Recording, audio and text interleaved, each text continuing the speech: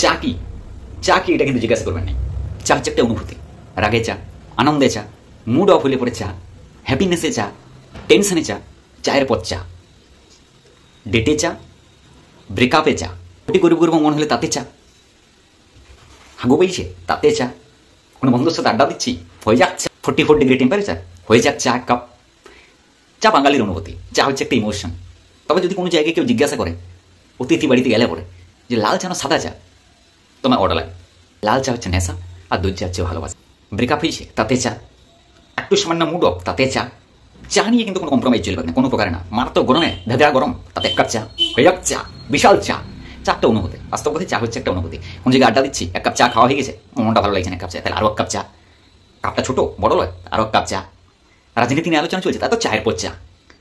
Virat Kohli zero করলো চা, Rohit Sharma zero করলো চা, বুমরা ছড়া উইকেট দিল চা, সিরাজ চুলের ছাড় ভালো হয়েছে চা, শ্রেয়স আয়ার খেলতে পারে না চা, চা হলে গন্ডগোল হচ্ছে চা, হার্দিক পান্ডিয়া সম্পর্ক খারাপ হচ্ছে তার ওয়াইফের সাথে এক কাপ চা। সব কিছুতেই চা, চা আর চা, চা চা।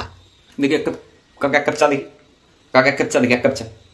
তুই চা খাবি, তুই চা খাবি, তো এক কাপ চা। কি রে তোর, এটা একটা অনুভূতি চা, একটা ইমোশন, একটা চা খা। গরম হয়েছে তো কি হয়েছে, 36 ডিগ্রি টেম্পারেচার, 56, 57, 58, 60 কি চা খা, চা খা।